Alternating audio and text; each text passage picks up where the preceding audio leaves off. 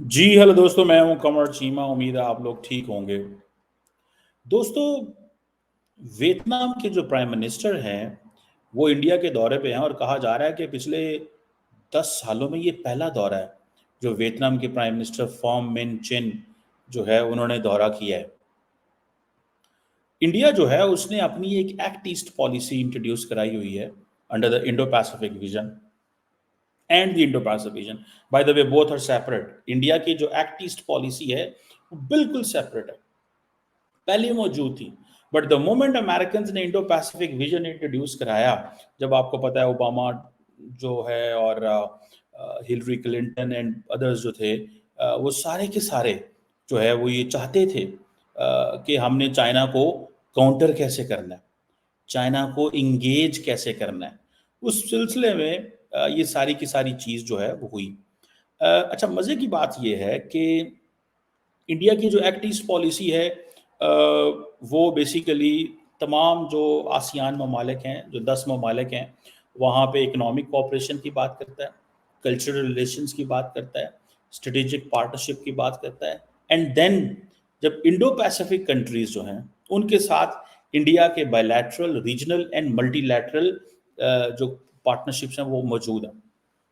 India कहता है कि जब ये जो क्या नाम है इनका, चाइनीज जो वियतनाम के प्राइम मिनिस्टर चिन आए हैं, तो उनको इंडिया ने $300 मिलियन की क्रेडिट लाइन दी है ताकि इंडिया सॉरी वियतनाम की मैरीटाइम सिक्योरिटी पे काम किया जा सके। लेकिन इसके साथ साथ इंडिया चाहता क्या है कि इंडिया वियतनाम की आर्मी को सॉफ्टवेयर देगा। ठीक है जी। और वो जो सॉफ्टवेयर, एक तो सॉफ्टवेयर देगा, दूसरा इंडिया इन आईटी के सेक्टर में भी मदद करेगा, तीसरा इंडिया वियतनाम की जो डिफेंस फोर्सेस हैं उनकी लैंग्वेज ट्रेनिंग में मदद करेगा। So it means that India wants to help Vietnam. किस लिए? कि इंडिया चाहता है कि चाइना के इर्द गिर्द जितने ममालिक हैं उनको तैयार किया जाए। They should be ready, they should be ready to take on China. अब मजे की बात देखें, जो वियतनाम के प्राइम मिनिस्टर चिन आए हैं, एक तो उन्होंने कहा जी कि इंडिया हमारा close, trusted and faithful partner है जो हमारे साथ हमेशा खड़ा रहा है पूरी हिस्ट्री के दौरान। और जो सबसे इंपॉर्टेंट चीज़ है, आई थिंक ये इंडिया को एडवांटेज है over the period of time. वो क्या एडवांटेज है? इंडिया को ये एडवांटेज है कि इंडिया ये कह रहा है कि जितने भी ममालिक हैं खित्ते के, जितने भी ममालिक हैं दुनिया में ये इस खित्ते के, वो कहते हैं जी इंडिया तो हमेशा नॉन अलाइंड रहा है। और इंडिया की जो नॉन अलाइन मूवमेंट थी उसने छोटे मुल्कों को हमेशा ये सहारा दिया कि वो अपनी मर्जी से चीजें कर सकें और किसी भी ग्लोबल पावर के प्रेशर के नीचे ना आए। सो दिस इज, ये हमें इंडिया का एडवांटेज है। ये जो क्या नाम है उनका, जो चाइनीज आए हुए हैं, जो प्राइम मिनिस्टर आए हैं, उन्होंने ये बात की। ये बहुत बड़ी बात होती है जब आपका जो विजिटर डिग्निटी है वो ये अल्फाज आपके लिए कह के जाए। और साथ ही में नरेंद्र मोदी साहब ने उनको कह दिया कि चीन जो है ना वो एक्सपेंशनिस्ट पावर है। चीन एक्सपेंशनिस्ट पावर है, जबकि India free, open, rules based order की बात करता है। सो कहां free, open, rules based order की बात करना और कहां ये चीज। अच्छा, मैं आपको मजे की बात बताऊं, India just doesn't stop here. जिन लोगों को नहीं पता मैं थोड़ा बताता चलूं कि इससे पहले भी इंडिया ने कुछ $100 मिलियन की जो क्रेडिट लाइन है, जो इंडिया के जो डिफेंस मिनिस्टर हैं राजनाथ सिंह साहब, उन्होंने, मेरा ख्याल है इस साल वो जब वो गए तो उन्होंने वो दी थी। ठीक है जी। जिसमें $100 मिलियन की क्रेडिट लाइन है, फिर एक $500 मिलियन की भी क्रेडिट लाइन दी हुई है ताकि जो वियतनाम है उसकी जो डिफेंस कैपेबिलिटीज है उसको बूस्ट किया जा सके। सो इंडिया जैसे बाकी ममालिक हैं, आप, मुझे याद है हमारे वो साबिक वज़ीर आज़म इमरान खान साहब हुआ करते थे, तो वो क्या करते थे, वो चले जाते थे श्रीलंका, $50 मिलियन की क्रेडिट लाइन। इंडिया 100 200 400 500 मिलियन, आधे आधा अरब डॉलर की क्रेडिट लाइन दे रहा है। क्यों? उससे क्या होगा? एक तो आत्मनिर्भर भारत को सपोर्ट मिलेगी, वन। सेकंड, सेकंड इसमें क्या चीज़ है, सेकंड इसमें यह है कि इनकी अपनी मैन्युफैक्चरिंग की कैपेबिलिटी कैपेसिटी बढ़ेगी, ऑर्डर मिलेंगे। तीसरा यह है कि इंडिया कंपैरेटिवली सस्ता असला बना के देगा। अगर ये ममालिक असला लेते हैं दूसरे मुल्कों से, वेस्टर्न मुल्कों से, तो महंगा मिलेगा।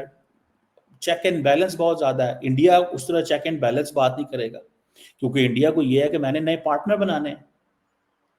और जब साउथ चाइना सी की बात आएगी तो India all the time, India की जो डिफेंस, जो उनकी वियतनाम की डिफेंस मिनिस्ट्री है, उसको ये कह रहा है कि भाई हम चाहते हैं कि आप अपनी मैरीटाइम एंड एविएशन सिक्योरिटी को मेंटेन करें, और उस सिलसिले में हम आपकी मदद करेंगे साउथ चाइना सी में। So in other words, India China के इर्द गिर्द जितनी पावर्स हैं, अगर आपको याद हो कि इंडिया फिलीपाइंस को ब्राह्मोस दे रहा है, वो रशिया एंड इंडिया की जॉइंट प्रोजेक्ट है, लेकिन American will not speak because Philippines is getting empowered with that military hardware.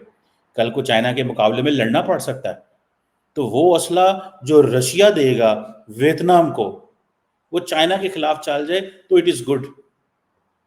ये होती है, देखें, इंटरनेशनल पॉलिटिक्स में it's all about interest. International politics में it's all about interest, it's the survival of the fittest. आपने survive कैसे करना है, ठीक है। अब वियतनाम की ये भी सिग्निफिकेंस है कि वियतनाम जो है वो as an alternate market introduce की, जो फ्रेंड शोरिंग एंड जो के तहत बहुत सारी जो इंडस्ट्री है वो जब वियतनाम और चाइना से उठाई जाएगी, वो सॉरी ताइवान और चाइना से उठाई जाएगी, वो इधर जाएगी, वियतनाम जाएगी, और जा रही है। एप्पल जो है वो अपने एयरपॉड्स बनाता है वहाँ पर, और इंडिया के अंदर वो आईफोन बनाते हैं। सो ये चीज़ें बताती हैं कि Indians they are very serious, वो बहुत सीरियस हैं इस मामले के अंदर। अब वियतनामी क्या कहते हैं, वो कहते हैं जी हमारे बड़े तो हिस्टोरिकल और सिविलाइजेशनल ताल्लुकात हैं। वियतनाम कह रहा है, वियतनाम के प्राइम मिनिस्टर दिल्ली के अंदर खड़े होकर कह रहे हैं कि हमारे हिस्टोरिकल सिविलाइजेशनल ताल्लुकात हैं, जो नरेंद्र मोदी साहब ने जब 2016 में आए थे तो they were elevated to the level of the comprehensive strategic partnership, ये वो कह रहे हैं। सो इस सिलसिले में आप देखें कि जो इंडियंस हैं दे अंडरस्टैंड कि हम जी स्ट्रेटेजिक इकोनॉमी की बात करेंगे, so they are trying to export this foreign policy theme to other countries of strategic economy. And then कि जी ये जो जितनी भी अपने जो ताल्लुकात हैं, build your relations and have multi alignments with major powers, this particular theme, इसमें बेसिकली इंडियंस क्या कह रहे हैं, इंडियंस इसमें बेसिकली ये कह रहे हैं कि also grow with Russia. China को तो नरेंद्र मोदी एक्सपेंशनिस्ट पार कहेंगे, चाइना को तो नरेंद्र मोदी एक्सपेंशनिस्ट पार कहेंगे, but when it will come Russia, India will say to Vietnam कि have strategic autonomy, build multi alignments with major powers. So ये and then grow with the Americans as well. वो कहते हैं हम मना नहीं करते। अब China and India and Vietnam के लिए China is a foreign policy concern. India के लिए तो मसला है ना कि जब से वो ईस्टर्न लद्दाख में मसले बने 2020 में, तो एक इंडिया फिर क्वाड्रिलेटरल सिक्योरिटी डायलॉग में चला गया एंड ऑल दैट, लेकिन और फिर इंडिया ने ज़्यादा ओपन बात करनी शुरू कर दी, free and open Indo Pacific की, लेकिन India never thought, India never said कि हम जो है वो इंगेज करेंगे इस वे में कि हम कोई ऐसा काम करें जिससे प्रॉब्लम पैदा हो जाए, और ऐसी प्रॉब्लम पैदा हो जाए कि हम किसी मिलिट्री पैक्ट में चले जाएं किसी दुनिया के मुल्क के साथ। So India doesn't want to get into the military agreement, they also want they all want to keep it like bilateral and all that, economic वो उसमें रहना चाहते हैं या टेक्नोलॉजी ट्रांसफर लेना चाहते हैं।